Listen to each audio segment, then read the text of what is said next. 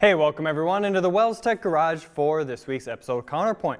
Guys, today's going to be a follow-up to the CounterPoint episode where we talked about connectors and how to wire these things up. You know, if you have all white wires or all black wires, or if you have different colored wiring, you know, where we talked about the orientation of these connectors. Today, guys, we're going to talk about connecting wires on a vehicle, connecting two wires together on a vehicle, the right ways, the wrong ways. And you know what, guys, I have an experiment today with some proof for you guys. You know, there's a lot of videos out there with people doing wiring connections, either improperly or properly. Today, I'm going to show you guys both sides of the spectrum, and then what we're going to do is we're going to do an experiment. Now, we have a salt fog tank for our quality assurance here at the manufacturing facility. It looks like this.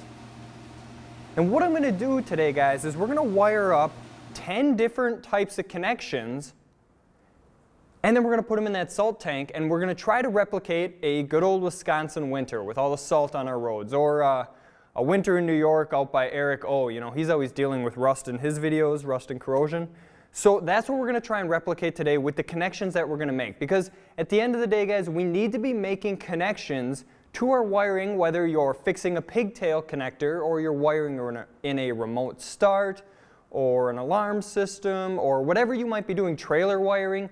It needs to be done properly, otherwise you are going to end up having to fix it again for free, right? I mean, if you fix a problem and it's not fixed a year later, you're going to end up having to fix it for free, okay? So what we're going to do is we're going to wire up 10 different connections on 10 different equal length wires, okay? So as you guys can see, these wires have black on either end because I have dipped them into liquid electrical tape to seal up the ends. I didn't want the salt water wicking into the wire. And what we're going to do is we're going to cut each of these in half and put a different connection on each of them. We're going to start with some of the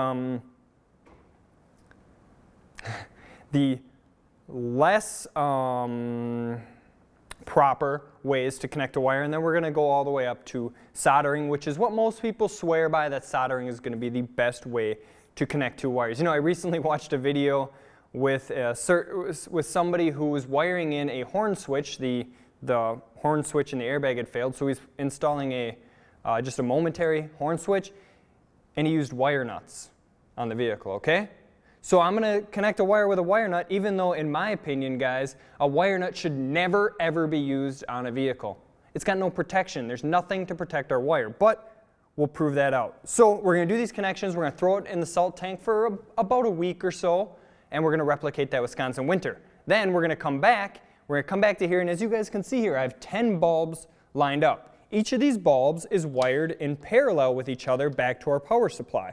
So right now, with known good connections, we should have 10 equal brightnesses of bulbs, okay? But what happens when we throw a corroded wire in there? What happens when we throw a poor connection in there?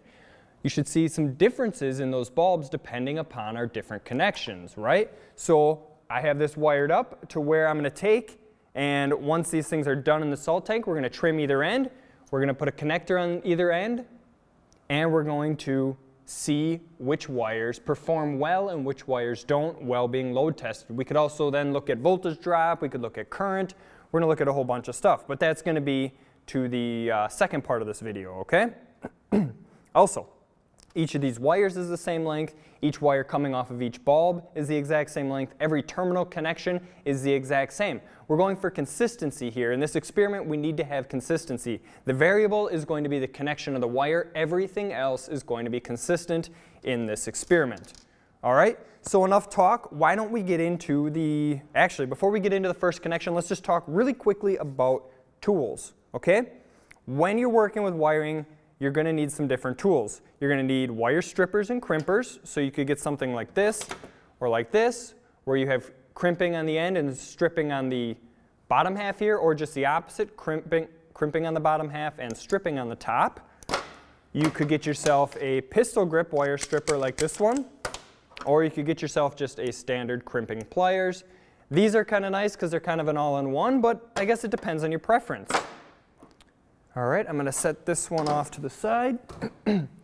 If you are soldering wiring, you're going to need a soldering iron. You can pick up one of these. This is about a $15 soldering iron. This one's nice. It's got little LED lights built into it. When it's plugged in, they light up. So that's kind of nice. But the downside to these is they do take quite a while to heat up and transfer that heat to our wire for soldering. I have a Hakko unit here, I believe that's how it's pronounced, H-A-K-K-O unit here that we use actually out on our manufacturing lines when we do hand soldering on our lines. So I'm going to be using this one today. It heats up a lot more efficiently and just does the whole job a lot quicker, but it is significantly more expensive. You're going to want, if you're soldering, you're going to want some sort of sponge or wet paper towel or something like that.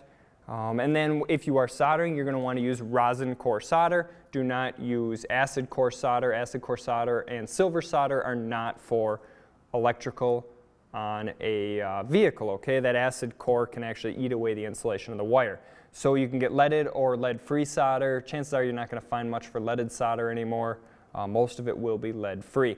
And then we need to talk about protecting our wire when we're done. Electrical tape, liquid electrical tape, or heat shrink tubing, okay? You need to protect your connection once you're done.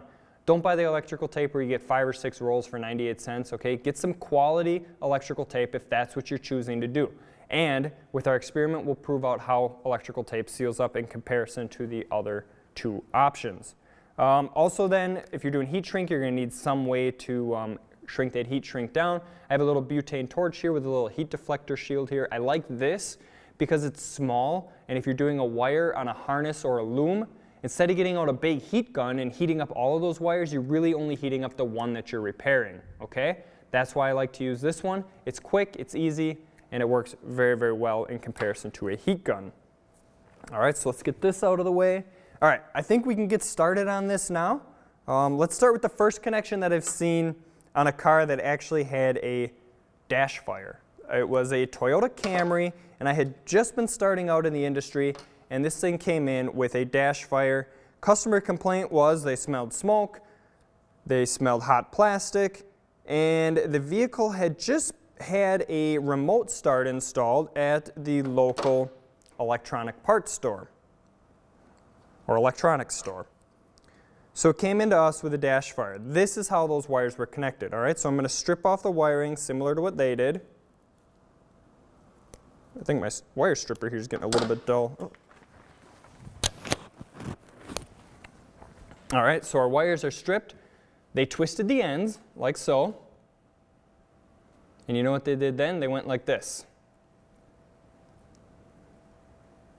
This was their connection. 2 pieces of wire twisted together. You know what they did then?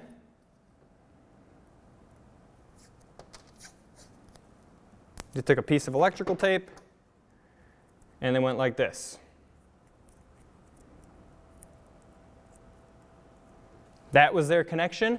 That's what they called to be a known good connection. That's how the vehicle left and ended up in our shop with the dash smoking, okay? This is not a good connection. And we'll prove it out after this thing goes in the salt tank. We'll see how this connection lasts. All right, the next connection that I really, really don't like, and I already spoke to a little bit, is the wire nut. Again, the wire nut offers no protection for the wire, and it just doesn't have a place in our industry, okay? We have so many other options. The wire nut is not a good one, but don't just listen to me. Let's see what it looks like. I think my wire stripper's getting dull here. Let's try this one.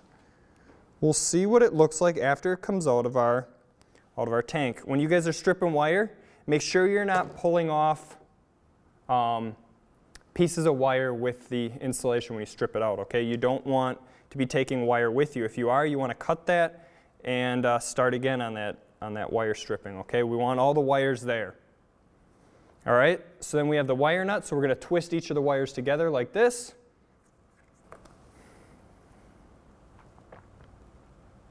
And then we're going to put our wire nut over the top. Now this one's a little bit long, so what you can do, trim a little bit of it off and make sure it's still twisted tight. There we go. There's our wire nut connection. There's no doubt that these wires are touching and that they'll pass continuity between them, but let's see how they last sitting in our salt tank. The next one, guys, is Scotch Locks. These are known for causing issues, remote starts, Alarm systems, radios are usually the big one where you're going to see anything aftermarket that was installed. You'll see, commonly you'll find Scotch Locks. A Scotch Lock is what some people think is a good way to connect a pre-existing wire to another wire. Let's say you're tapping the system for power or something. You need an ignition feed, you need a ground, you need something. You have an existing wire, you throw the Scotch Lock over it, you throw your wire in here. Now you've just created a T in that wire essentially. But the problem with Scotch Locks is they have a metal tab in here that's making the connection between the two wires. But when you press this down, when you close the Scotch Lock, you're pressing this metal tab down into your wire, you've just damaged the wire. Here, look at these pictures. You can see the red wire, the white wire where this tab was. You can see that tab in there. And you can see now if we take it out, you'll find both of the wires damaged. If we look even closer on the microscope, you'll see that we've actually cut strands of our wires, okay? I'm not even going to demonstrate a Scotch Lock in our salt tank because I don't think you should use them. We never, ever, ever want to install something that is damaging wires on the install, okay? Scotch Locks are dangerous, all right? All right, let's go to the next one. The non-heat shrinkable butt connector, okay? This offers no protection to our wire, but it does make a decent connection. So what we're going to do is we're going to have, here's our non-heat shrinkable one. This one does not melt down like these two do. This one is just to basically connect our wires. Now we have two options on our crimping pliers for crimping this. We have the bare option or the insulated option. Anytime that you have plastic over the crimp, you're going to use the insulated option. If you have a bare crimped connector like these right here, you're going to use the bare one. And this is the problem that I find with crimp style connections like this, is especially on heat shrinkable ones, people do them improperly, and that can cause issues down the road. So what we're going to do, we're going to just get this one done. How many times have you guys looked under the dash of a vehicle and found these hanging out, right? No protection for the wire whatsoever. Moisture can get in there. Corrosion can happen. It can create us a bad connection, okay? So that's that one. Let's go now to the improperly done heat shrinkable butt connector. Now I like these heat shrinkable butt connectors. I've used them before on vehicles. I think they're a good repair. We'll see how they turn out after the salt tank. But I have a feeling that they'll be okay if they're properly done. Problem number one that I've seen, you get your heat shrinkable butt connector. You can see we have a part here that's kind of opaque, and then we have our crimp in the center, right? You install the wire into there. If the copper is sticking out past where this thing shrinks down, you don't have a seal, right? You want your insulation down inside of the opaque part. Once we shrink this down later, you'll be able to really easily see it. So you want your wires in here. You don't want to have copper hanging too far out, and obviously you cannot have it out past where this thing's going to shrink down. Now what I see a lot of times is people want the strongest connection possible, right? So they take that bare section of their tool and they crimp that down. All right? So with that crimp down, yeah, we have a nice tight connection here, but if we look close, you can see that I've pierced the plastic, right? My crimp connector is exposed to the elements, okay? So no matter what I do, even if I heat shrink this down, and we will in a little bit, we have exposed our connection to the elements. The whole point of this is to protect it from the elements, and we have definitely exposed this one. So now again, we're using the bare piece here with that little piece sticking up, and we'll crimp this side down the same. There we go. And we have a nice tight connection here, but we have damaged our insulation. You can see on both sides, you can easily see the crimped connector in there, okay? This is an improperly done heat shrinkable butt connector, all right? The proper way to do it is to use the insulated side of the tool. So again, we're going to strip some wire away. And on every single one of these wires that I strip away, I'm twisting the ends first before I put them into my connector or whatever I might be doing. And now we're going to go like this And you can see we don't have too much copper sticking out. We have plenty of insulation inside of where this is going to shrink down. This whole part is going to be shrunk, okay? And then we're going to use the insulated part this time, okay? The part without the piece jutting up. All right, so you can see we're using the insulated section now. We're going to squeeze it down tight. And now you can see we still have plastic over the top of that crimp. See that? There's still plastic over the top of our crimp. This is a properly done heat shrinkable butt connector. At this point then we need to obviously heat it up and shrink it down, and we'll get to that in just a minute. I'll fire up the little butane torch here in just a minute. But this is a, oops, make sure we get it far enough over. I guess I missed on that one.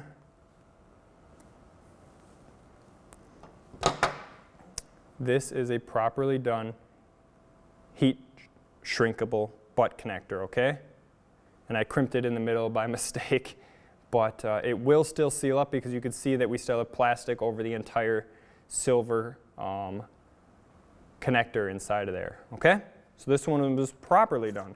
Now let's do a crimp connector. All right, I like these connectors as well. The downside to this type of connector like this is that there's no protection for them, so you have to add something in, whether it's electrical tape or liquid electrical tape or heat shrink tubing. All right, so now we're going to use this bare part on the tool, like so, and we're going to crimp this down. Beautiful. Nice, tight, and secure. We don't have too much copper hanging out. Now remember, do not, just like when you're flaring brake lines, you forget to put the nut on. You can't put the nut on after. Same thing with heat shrink. If both of these wires are connected to something, a module, a connector, whatever it might be, you need to put your heat shrink tubing on before you connect the wires together. Otherwise, you're cutting them back apart and doing it again, okay? Just like brake flares. So I'm going to take our heat shrink tubing. I'm going to use red on this crimp connected one. That way we can tell them apart later. I have black for the other ones. And I'm going to put it on there, and we want to make sure that our heat shrink is going to be long enough to cover our full connection. I usually like to go about a ½ inch or so past the connection. This one will be just a hair long, but having a little bit longer heat shrink is better than having the heat shrink too short and causing issues. So there's our connection. Let's crimp this side down. And again, we're using the bare piece this time. Crimp it down nice and tight. We have a nice strong connection, and our heat shrink will go over the top and get shrunk down in just a little bit. Alrighty, now we have, let's do another one of these connectors, and this time we're going to apply solder. I've seen these crimp connectors done a couple ways, right? We've seen them soldered, we've seen them crimped, and we've seen them crimped and soldered. I like to solder these. You could see right in this center part right here where our wire, let's twist these together quick, where our wire is installed in here, you'll see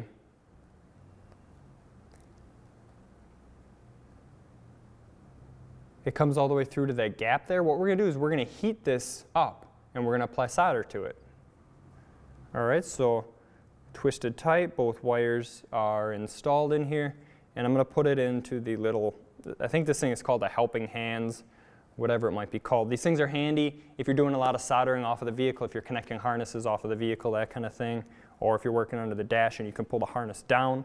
These things are super handy for holding your wire while you're working. So we'll go ahead and turn the soldering iron on here, let it warm up for a second.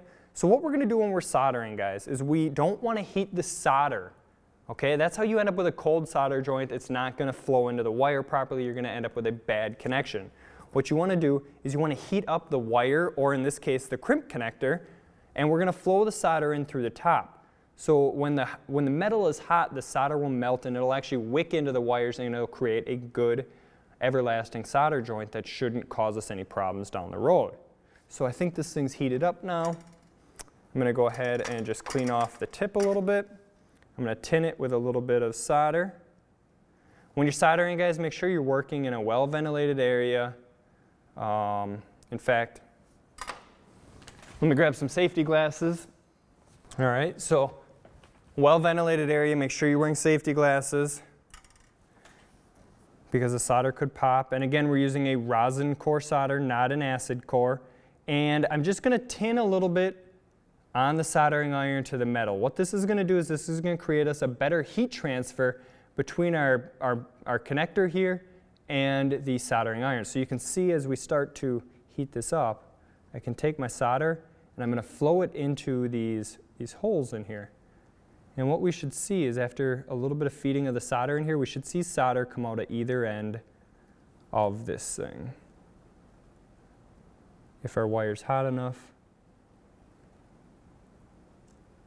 Getting a lot of bubbling here. There we go. We have some starting to peek out here.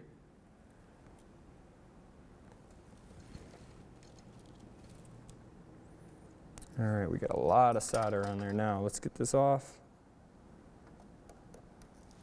And we have flowed solder. It's probably hard for you guys to see, but we have flowed solder all the way to these outer edges, okay? And it is really difficult to see, but if you look in there, you can see we have solder flowed all the way through. Right, let's get something to point with right here. You can see there's solder right there. That means we have solder all the way through our wire inside of this connector, all right? So this is a nice secure connection. Nice and tight, not coming apart. We're going to leave this one bare, okay? I'm going to leave it nice and bare like this, and we're going to throw it in the salt tank like this and see how this one turns out. All right, this is a good connection. At this point, guys, what you would normally want to do is either put heat shrink, liquid electrical tape, or standard electrical tape over the top to seal this up.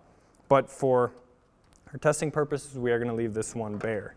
All right, now we have two different soldering connections. Soldering is by many known as the best way to connect two wires, and I agree. I really enjoy soldering wires. It gives me the best connection possible and the best for longevity possible. What you're doing is you're applying the metal to two pieces of wire that have been physically connected, and I think soldering is the best way to connect two wires. But don't take my word for it. We're doing the experiment for a reason, right? Who knows? I might be completely wrong. That wire nut might turn out perfect. Don't know. That's why we're doing the experiment. I have my gut feeling. I've seen wire nuts on cars fail before, but that's why we're running this experiment. So what I'm doing now is I'm cutting a little bit of extra off. You can see that I'm not using the pistol grip one on this one because I can't get enough wire cut off for soldering.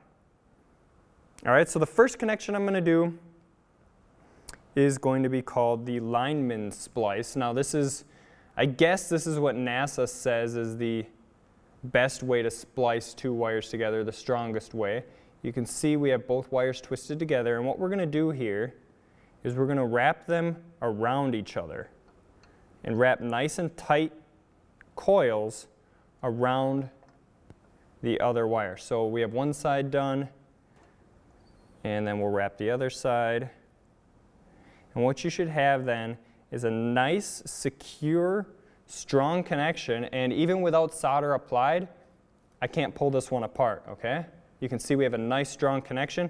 Now what you want to make sure of before you go soldering this, you want to make sure you don't have any ends that are sticking out that could potentially pierce through the electrical tape or heat shrink that you put on here later. So that looks pretty good. We don't have any ends that are going to be pointy. So again, we're going to heat our wire, not our solder. We're going to let the solder flow in from the top. I'm going to just tin this a little bit to get our connection going. And we're going to flow solder in from the top of our connection. And you can see already this wire is getting hot. And this is going to promote a good connection between the two wires with solder attached, all right? Instead of trying to go like this, you don't want to just like drip it on there, all right? This is not how you solder, all right? You want to solder with the heat at the bottom and the solder flowing in towards the heat. The solder will melt and flow towards the heat. All right, so that looks like a pretty good connection right there. Let's take a peek at how it turned out. Be careful, it's going to be hot. All right, so we have a nice secure connection. You can see solder wicked all the way to the insulation on either side. All right, for this splice, we are going to tape this one. All right, so this was the Lineman Splice. There's NASA specs on this if you want to go out there and figure out what they are, but we're not sending cars to the moon here, so that splice is going to be functional enough for us. There's a certain amount of turns, a certain amount of wire type of thing. So what I've done, I've just put one layer of tape over this,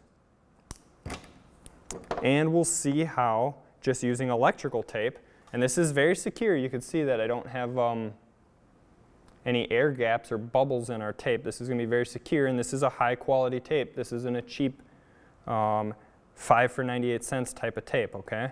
So we're using a good quality secure tape. We'll throw this in the salt tank and see how that one turns out. The next soldering joint is going to be, well, I don't know if there's actually a name for it. There might be, but this is one that I've used also. And we're going to kind of spline the wires into each other. So we're not going to twist them at first. All right, so we're going to cut off roughly the same amount on each wire, like so. So we have this wire exposed here like this. What we're going to do is we're going to spline these into each other like that, and then we're going to twist them together. All right? And of course, guys, if you're doing this on the vehicle, make sure you put your heat shrink over it beforehand. All right? So there's our connection for this one, nice and twisted together. Looks like a nice solid connection. This one might be a little bit weaker. If we pull on it, we might be able to separate it without solder on it, unlike our Lineman Splice that we weren't able to pull apart. So same thing, guys. Apply your heat from the bottom, put a little solder on there to promote the connection, and within a few seconds, we're flowing solder. I like this soldering iron a lot. Way nicer than my $15 one that's sitting behind me here. And I'm just going to apply solder all the way to our insulation.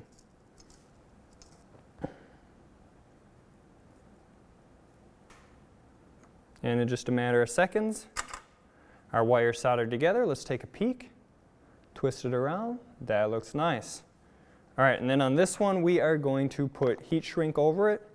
So you want to use a heat shrink that's just bigger than the wire. If you go too big, you're going to have air gaps in there and allow moisture in. So we'll feed this over the top, like so. And make sure we're roughly centered on there. And then we can start applying heat with our torch. This last wire here, guys, I'm going to put in there as a control wire. This will be a sealed wire. We're not going to cut it in the middle. What we're going to do is we're going to throw it in there just like this, and then when we come back, we're going to trim each end, apply our 2 connectors onto there, and hook it up into our circuit. This will be our control circuit, okay? This is our control wire. Every experiment needs a control wire. That's what this is going to be. All right, so butane torch. Hopefully I have enough butane in here. It is getting towards the empty side. We'll let it heat up a little, and what it's going to do, it's going to heat this part up here where the heat's coming out. You can see it's kind of orange there, coming out of there. And then what it's going to do, it's going to heat up this piece of metal. And what I like about this is you can kind of heat up both sides. Oops, sorry. When we're doing heat shrink, we want to start in the middle and work our way outwards. All right, you can kind of see both sides getting shrunk down. I still like to flip it over and go to the other side, but here we go. We're going to work our way out. And I like doing this more than a heat gun just because I'm less likely to melt insulation on other wires when doing it this way. Heat guns are pretty big. They can really do some damage to a wiring harness if you get all the other wires hot. And it sounds like I'm running out of butane.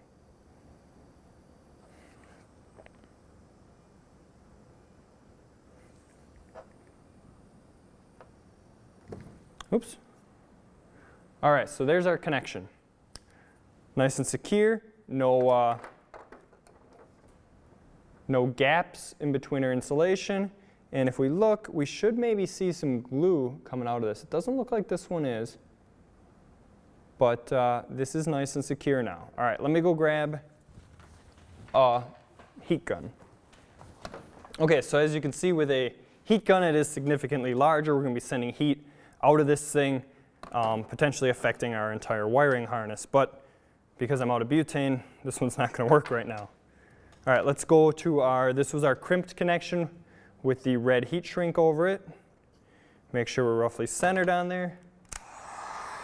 And again, we're heating from the inside of the connection outwards, and I can feel the heat way back here reflecting off the table. All right, this is why I like to use my little butane torch.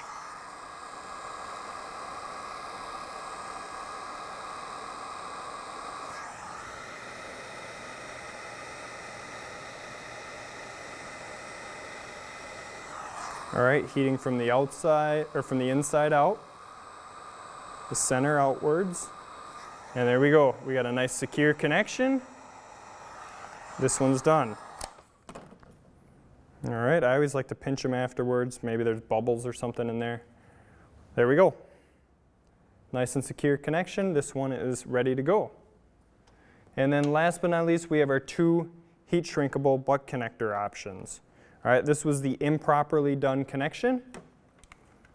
And again, you can see where we're actually showing through on the metal. Same thing with these, you want to heat them from the outside, from the inside out. Always working outwards.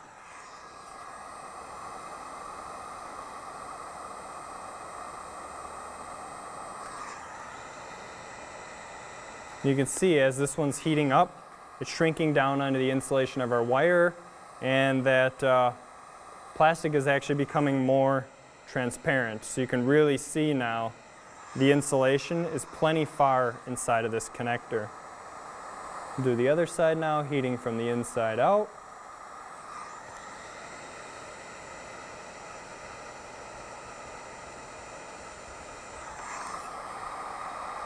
Now if this one had been properly crimped, this would be a good connection, but it wasn't. What I like to do then is I like to look at them. You can actually see some of the glue has oozed out here. We know we have a nice tight seal on there, but our problem still lies in our crimp here where we've actually exposed the metal. You can see it right there. There's a crack right there. There's a crack in our insulation. All right. This is going to allow moisture and our salt water from our tank into this connection. And last but not least, our properly done, mostly properly done, ignore my crimp in the middle, but the insulation has not been compromised on this one.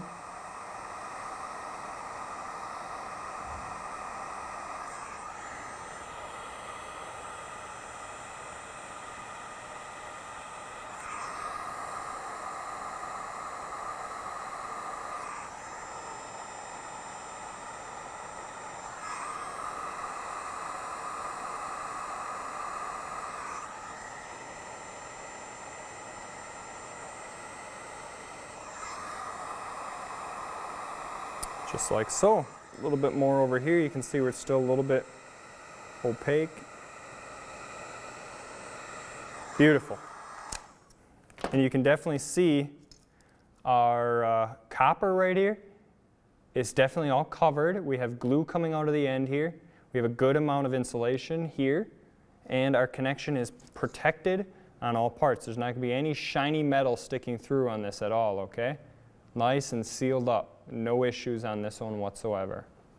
Alrighty, so this is a properly done butt connector. So we have 10 total wires here that are going in the tank, connecting to 10 bulbs. Now there's one other thing I want to talk about, guys, and that is when you're doing wiring, you have to be aware of your location of where you're performing your wire repair. Alright, you can see with all of these, whether it's a butt connector or a crimp connector or a solder joint, whatever you might be doing, you can see that we have now created an issue with that harness. It's now rigid in that repair spot. You know, with a normal wire, you can twist it in a circle like this, nice and flexible.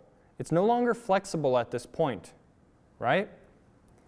This comes into play in places that have movement, okay? Whether it's the engine rocking back and forth, you have bad engine mounts, could create an issue here. But the biggest one I find is door jams, okay? Like F-150, I used to repair a lot of door jam wiring. You know, either door locks don't work power windows don't work, you break a wire inside of the door jamb between the door and the A-pillar. All right, that wire breaks in there in that little corrugated rubber section. Okay, so what do you do for your repair then?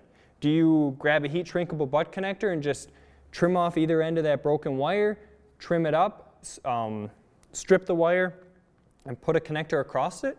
You've now created a spot in there that's going to break again a lot faster than the old one did because there's no motion in this wire right here. There's no flexibility, okay? The copper can't flex inside of this, all right? What you need to do for a proper repair on that is pull the door panel or pull the connector if there is one, and then pull the connector inside of the A-pillar, and you need to put in a new run of wire. Okay, so what you would end up having then is, here's our known good wire, right? You would have a connection like this inside of the A-pillar, where you're either splicing or soldering or butt connector, whatever you might be using inside of the A-pillar, and then also inside of the door panel. What this is going to give you is that flexible range of motion inside of your door jamb. So you have a nice long-lasting repair that's not going to cause issues very quickly, all right? You don't want to create issues where there weren't before, all right? And then another note is when you do wiring repairs, I always like to note on the repair order roughly where the wiring repair occurred. Okay, so if you're wiring in a new pigtail, you might write 6 inches from the connector for the map sensor.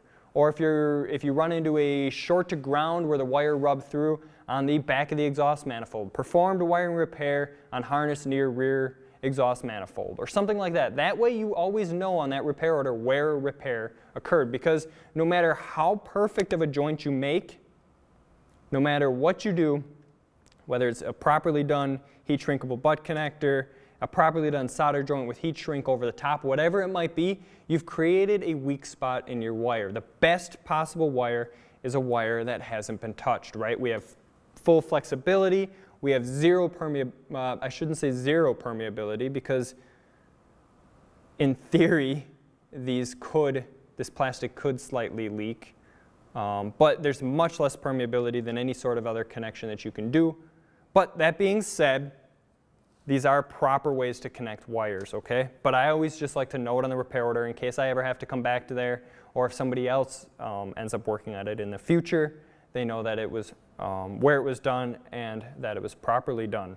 All right, so you know, all 10 of our connections are now together. It's time to go drop these things off in the salt tank. And like I said before, we're gonna run it for about a week or so. You know, we're gonna try and replicate that Wisconsin winter. Now, thanks to the awesomeness of video editing, today is what, October 26th. It's the end of the month. We're gonna leave these things run through the first week in November, and gonna record part 2 of this video. So guys, luckily enough for you, you're not gonna have to wait that long.